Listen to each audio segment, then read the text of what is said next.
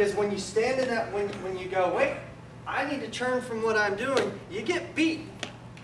You get beat up real easily and pretty harshly.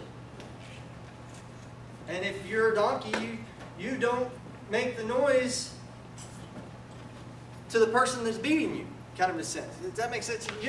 Your speech doesn't relay what you're feeling or how you're really seeing it, or the fact that there's an angel standing in your way with a sword. Who is the donkey more afraid of? The angel. The angel. All right, Jay, you have a gun, I don't. Who are you more afraid of? Hopefully Jay. I'm not that intimidating. But, I mean, that's my point, guys, is that if y'all didn't have that this week, praise Yahweh for that. But if you didn't have it, were you that for anyone else? Did you beat anybody else over the head when they were getting stopped by an angel? Just think about it. Because you're doing one way or the other.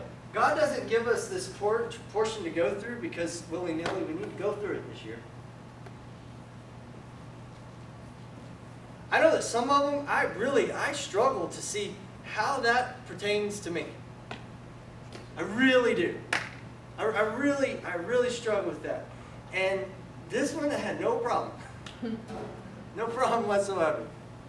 A friend of mine, very, very close, good friend of mine, had some major issues with his wife this week. And, he said, you know what, I'm going to be the man in this situation and say, I'm not going to take this, and she can leave if she wants. And God is just slapping me in the back of the head when I heard that. And going, are you really going to let him say that? Are you really going to let him do that? You have influence on this guy. You have a friendship with this man. Are you actually going to let him use someone else's words? Because those aren't mine.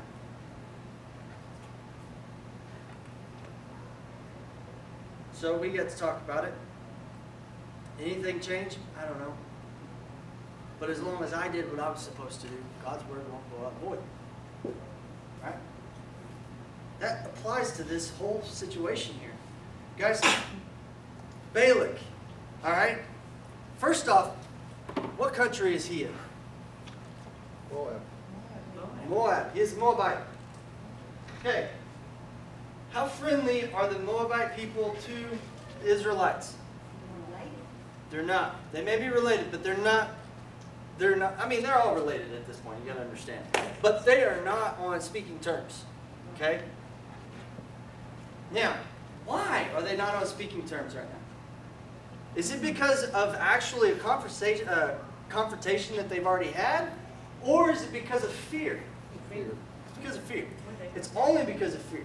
It's because of Sihon and Og.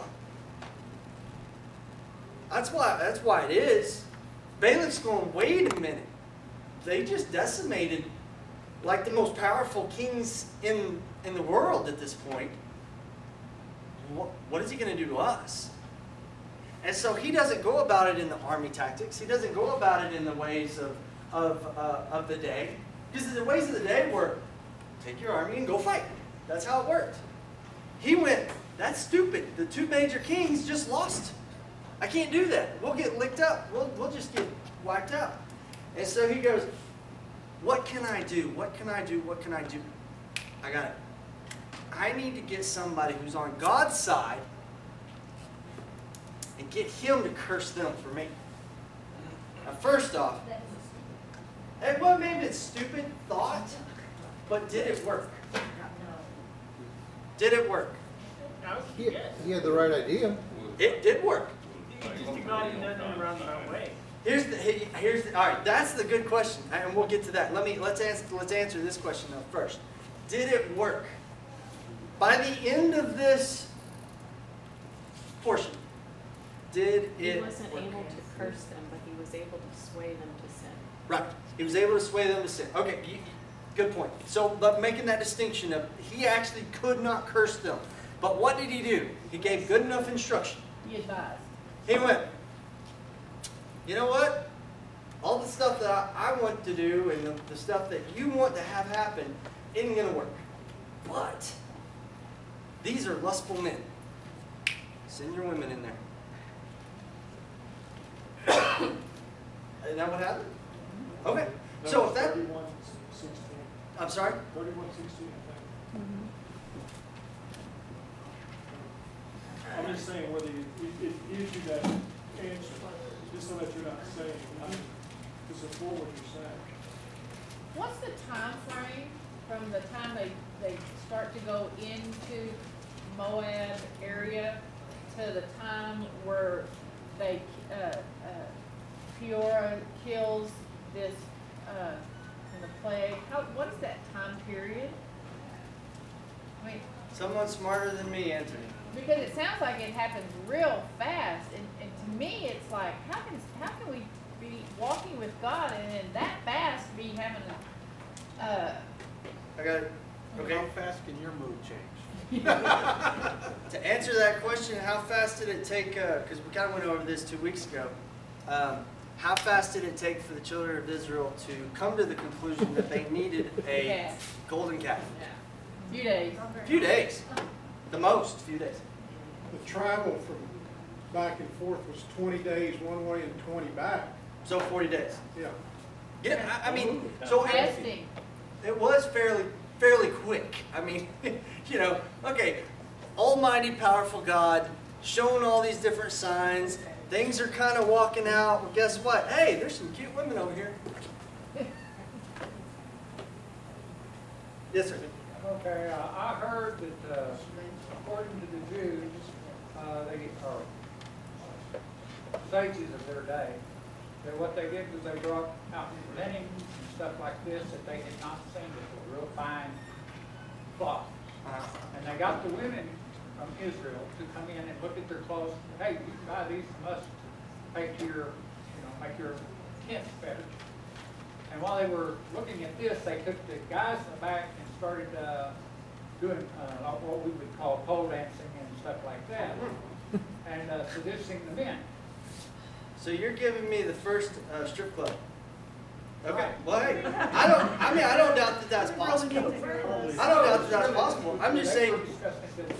But there again, it really comes down to is that that's not the point we're trying to make. But I'm glad you brought that up because that does make sense. The women kind of had to be out of the way, or the men didn't care enough and went and did it anyway. Because I kind of think that was more the case in myself. Well, but you could even, though, be just dealing with, if you will, just the single men. oh sure. They're going to still influence, Oh, and there was tons of them. yeah, they're going to still influence the whole group anyway. Absolutely. Absolutely. Well, and, okay. Now, we'll keep going. Okay. Now, let's go back to Jay's question. Was he really for God?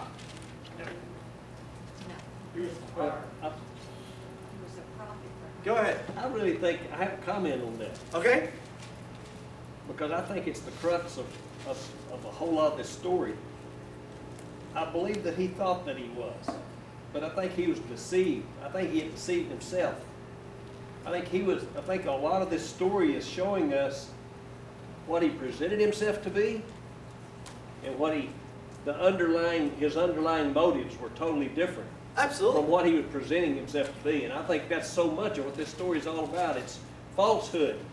It's False prophet. appearing to be something that we're not. Absolutely. I'm gonna, for Gail, there's one thing that I wanted to add. Just okay.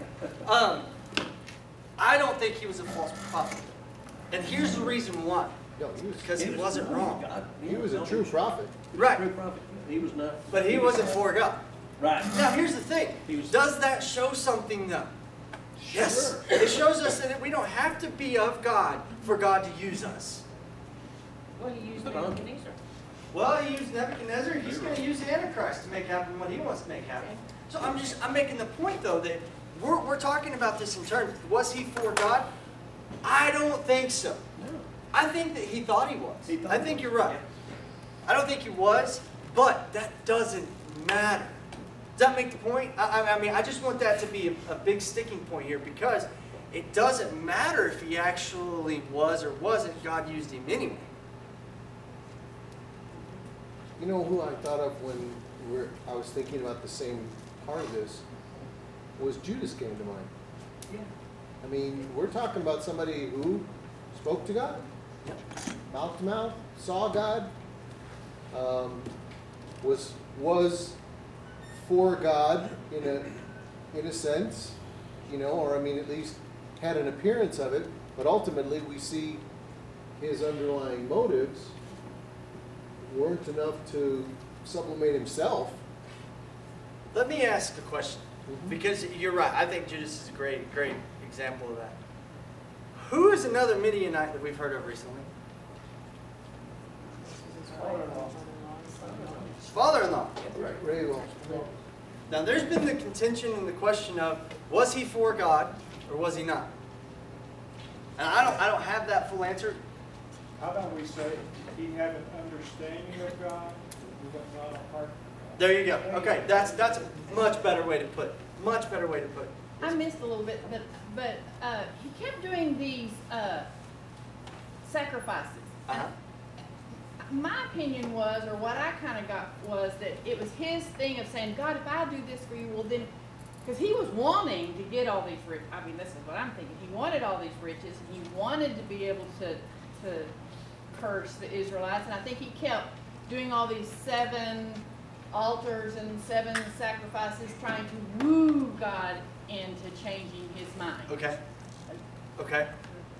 Or he's rushing God, because it takes 7 days That's- to consecrate the altar.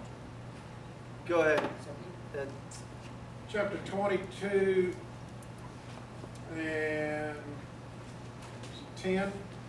And Balaam said unto the God. demons, No. no. So he talked to God. Right. He made the right decision the first time. The second time he weakened. And if you go to 2 Peter 2, whatever your Bible calls a prophet, he is called a prophet. Right. No, There. absolutely. Yeah. Yeah, that's what I mean. He actually was a prophet. He was used by God. And is a prophet ever wrong? No. They're nullified if they are. Right? 100% of the time they're either right or they're not. Right? They're either a true prophet or they're a false prophet. Okay? We've actually, in the last church I went to, obviously not this congregation, last church I went to, they brought in a prophet that was 80% of the time right. And is that not a flagrant foul of any kind? I mean, seriously. That should be just a kick in the face, except we don't read this at all. We don't have an understanding that 100% of the time they got to be right. Now, here's my point, though, to the fact that he's right. Okay? He's right. He is a prophet, but is he for God or is he not? This is where I bring this contention up, is that when it says in verse 20 of 22, and God came unto Balaam at night and said unto him, if these men come to call thee, rise up and go with them. But yet the word which I shall say unto thee, that shall you do. Okay, we understand now. God's saying, okay, well, these guys are going to keep coming, knocking on your door. You need to go with them. And guess what? You're going to throw them up on their ear. Now, So why did the angel try to stop him? right. Why would the angel come and say, your ways are perverse? I mean, he says that in 32. And the angel of the Lord said unto him, wherefore hast thou smitten thine ass these 3 times? Behold, I went out and withstand thee, because thy way is perverse before me. I bring that up to say it's because he's not really for God. Because his way is perverse. That's where he's going. Well, I want something out of this. Maybe God will change his mind. Maybe, you know what? I can't do anything on my own. God's going to have to tell me what to do. He's already said that 3 times. Right? 1 second, please. He's already said that 3 times. But he's also going, well, stay here tonight. Stay in my house. God will tell me exactly what's going to happen. Like, okay, God, you keep getting asked, you might change your mind. Well, and he doesn't even tell them exactly what God said, because God said you cannot curse them because they are blessed. He doesn't tell him that. He doesn't say, I can't curse them Right. because God's blessed them. Right. Because if he says that, then they're going to leave and not give him any riches. Absolutely. Well, you think that, but at the same time, Balak, who has seen it twice before, goes, well, I'll take you to another place and maybe God will change his mind this time. Because he didn't say, God's not going to let him be cursed. Right. Okay. So, Jason. Is it possible that Balaam is actually an Edomite? Because if I looked up, it says Balaam, the son of Beor. I looked at Beor, and there's one other time that it's mentioned, which is Genesis 36:32. This is and Bala, the son of Beor, reigned in Edom. The name of his city was Din-Habah. Well, didn't Midian, when the Moabites, where did they come from? Lot's older. Lot, right? Okay. And Edom came from Edom came from Lot. Esau. Esau. Right, Esau, right. Tamar, who came from Lot. But Tamar, you're right. Israel. But the Midianites as a people, okay? The Midianites as a people, where did they come from? Abraham. Abraham. So they couldn't have been an Edomite, all right? But that's where the but comes into play. There's marriages in and out of and all this other kind of stuff. Could he been related in some place? Sure. I'm not saying that, but I am saying that he actually is from the line of Abraham. He is. I mean, that's where Midian comes from. We know that Jethro, okay, has an understanding of who God is. He may not necessarily be of God, but he has an understanding of them. But let's take this, okay, and let's actually show the picture here. You have Jethro and Reuel, all right? Same guy, right? Now, he has an understanding of who God is. He actually gives counsel to Moses on judging. But is it on God's behalf or on his own? It's on his own because Moses was so busy he was neglecting his wife and his children. Okay. So we have an understanding from a Midianite guy. Then we have a prophet from the tribe of Midian. Well, at the end of 25, or in the middle of 25,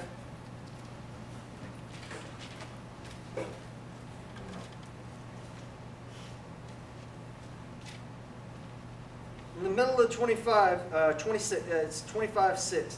And behold, one of the children of Israel came and brought unto his brethren a Midianitish woman. That's a big word. Midianitish woman in the sight of Moses. Doesn't Moses have a Midianitish woman? Yeah. But he comes and brings her in the sight of Moses, and in the sight of all the congregation of the children of Israel, who were weeping before the door of the tabernacle of the congregation. So, and then we know javelin sticks them in the ground, all that kind of stuff. So we go like down the train here, and we're not talking about a long period of time either. I mean, we're talking about Jethro coming and talking to Moses not very long ago, right? He's already done that. Then we're talking about a prophet. Now, do the children of Israel ever know that Balaam and Balak spoke? Do we know of it? We don't know that at that time that it was given, but we know that Moses knew about it later. Otherwise, it wouldn't be in the books. Okay, making that understood. But we know that this time frame is happening to where Jethro is received by the entire children of the congregation of the children of Israel. He's received by him as a good man. Why? Because Moses deems it that way. Moses is the one that says, this is my father-in-law. Okay?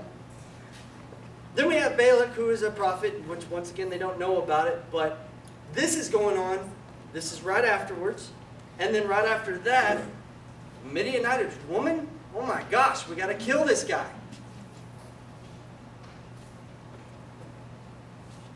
I'm making the summation here that God is actually working on them. He's working on at least Phinehas and some of the priests. And he's showing them, you do not want to do this. You do not want to cross the bloodlines. You do not want to intermix with these people. You do not want to do these evil things. Because we keep talking about them they just willy-nilly sway and go every which way. Well, that's going to happen. I mean, any group of people is going to have a few that do that. Now, obviously, there were a lot that did it. I'm not saying there weren't. If a plague of 24,000 had to die, then obviously there was something that went on. Okay, but I make that point because it's like the children of Israel are actually moving in God's direction. At least the priests are.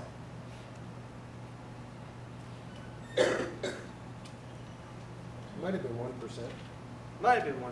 I bet it was more than that. I was reading that the leaders, well, I mean, the sages said that when they came up to, when he brought the woman in, he was saying, well, you are married to a Midianite woman. Why can't I have a Midianite woman? And they said Abraham was dumbfounded and didn't know what to say. Moses. Moses was dumbfounded, didn't know what to say. And so he went on past there, and that's when the other one came and took the javelin. Okay. And Well, saved Moses' rear end. Because it had been brought up already, we've already seen that they were upset with him for having Keturah, right? Yeah, it's already been brought up. No? That's Abraham's wife. No, not Keturah. Yeah, that's Her Abraham. name. But the Midianites. The Lord. Yeah, he had another wife. Right? You know what? But in another place it calls her an Ethiopian. So anyway, it doesn't really matter. There's some that believe that he had two wives. Some Well, believe that he had two wives. I'm not getting into that because that's not I've what it heard says. arguments on Well, even if the guy was going to take a Midian wife, God laid out how they were to take wives from other countries. And he was to set her aside for a month, and she was to set aside her pagan ways. Right. Even That if didn't this happen. was legitimate, it didn't happen the way Right. God said to. Because even in Jesus' lineage, we have Moabites, we Sure. have, you know. Well, it wasn't about, but it wasn't about taking a wife. Okay, this whole deal wasn't about taking a wife. Yeah. This whole deal was about perversion. Right. This was an in your Just face. open, Sexual. blatant. Honestly, I think it was more about the bowing down before the idols. But that's- I don't think it was about the perversion as much as that. I mean, honestly. And the reason I say that is because what was God's number one law? No other gods before me. But that's perversion. I mean, what is more Well, of a no, description of perversion? I get that, but I'm saying though that, but we look at that and we try to paint this picture because we don't have an understanding of what an idol is. Yeah. You know what I mean? We don't have an understanding of what an idol is. They broke 6 of the 10 commandments, plus others. Right. Which then you break that down into that. They broke 600 of it, 633. So I'm just saying, you know. But we just say that it comes down to, though, that what really happened here is that they were beguiled by what? The women of Moab. Less than the eyes. Paganism. Anything. They were just beguiled by something other than God. So we can just put it as a whole other genre. Here's God's stuff, and here's the genre of everything else that's not of Well, or God. like Phil pointed out last week, those, if you're not for me, you're against You're against me. Choices. Absolutely. Yep. Absolutely. And that's what it was. So now we get back to the angel, okay? Let's go back to the angel. So the angel is saying that, well, you know, because thy way is perverse before me, and the ass saw me and turned from me, and these 3 times, unless she had turned from me, surely now also I had slain thee. Okay. So he's a prophet of God. He's not necessarily for God, but he is being used by God, which that's all that matters anyway. But the angel of the Lord, because that's what it says. I'm getting the angel of the Lord, not some random angel. Couldn't have been a dark horse, couldn't have been a whatever, you know. This is the angel of the Lord said unto him, because thy way is perverse, and I should have killed you. Just a point, I don't know that I've seen this in many other chapters, but in this chapter there are 14 olive tops that angel, not all angel of the Lord's, but the angel in 23. What I thought was really interesting, you know what else has an olive top in it? The donkey. Many times. Many times. 1, 2, 3, 4. just in this one chapter, 4 times the donkey is preceded by an olive top. Well, I mean, that makes sense. If, she's actually had her eyes open and she's seen angel of the Lord, who is that? Should be. This verse here, instead of talking about perversion, it says, come out here to bar your way because you are rushing to oppose it. Right. We didn't hear that. I didn't hear that. Please repeat what Jay said. Jay said that in his version it says instead of the perversion. 2232. It's just a different way of. Well, it's a different vernacular. It's just using it a different way of putting it. This one's saying perverse. His is actually saying you're rushing to oppose me. Which makes a little more sense. Which it does. I mean, that actually speaks to, mine's King Jimmy that sometimes actually kind of makes it long and hard. That actually makes a lot more sense in how his way was, because why would God tell him to get up with them and go? And then the angel of the Lord very next morning says, you're running away. You're running to danger. You're running to danger. You're running to do what I told you not to do. But wait, God just told him to do it. Didn't he? It's interesting you pick out that in 22, 32, because when you read, it's the angel of the Lord said to him, why have you struck your olive tav donkey these 3 times? Behold, I have come out as a Satan because of your ways, because your ways are contrary to me. Headstrong. Right, not Ha-Satan, but Satan, at least, still adversary. But, it just seems a little too coincidental that we have an olive tav 3 times and Ha-Satan in there. Well, it's not coincidental. I mean, we know that. But that's the point, though, is that why would Scripture state verse 20 to verse 32? Why would the mindset change? Why would that change? Why would God change? God didn't change. All right. And he said, you're going to go, but you're going to speak what I want you to speak. Okay. Well, Balaam is going there with the idea, I'm going to get those riches after all. Right. I'll speak what God wants me to, and I'll still get rewarded. Do we know if he's ever struck his donkey before? He No, said- we don't know that. Well, he said he He never said, had. you never did this to me before. Okay, well, there you go. Yeah. Then we know it. I bet that doesn't matter. What I'm making the point of, though, is that he's never done that, and now his demeanor has changed. Right. Yeah, when you start working against God's purpose, yeah, your demeanor changes. So we're actually seeing the duality of man. We're seeing the fact that he's standing up and going, you know what, God, I'm going to listen to you. Because obviously something had to happen in that kind of effect for him to be a prophet. And if it didn't, God's doing some miraculous work in him, okay? But at the same time, something had to be kindled in him enough to go, I'm not going to speak against what God tells me to say. Because he does say that 3 times, okay? So if he said that 3 times, yet we see his mindset, and his mindset is, well, all the riches and gold and silver in your house, but I still can't speak against what God tells me to do. You're almost drawing a picture, though, of what would typically be any criminal act. Because most criminals, on some level, first of all, they know it's a crime. So there's been some amount of hesitation to just do this. But the lure of the reward, the money that they see, allows them to go against the law and perform this action. And so, he's basically almost making a stereotypical criminal act. It's like, I know this isn't right, versus somebody who's actually sick and who doesn't really know it's wrong. He's not psychotic. Okay. There's a choice. There's that, again,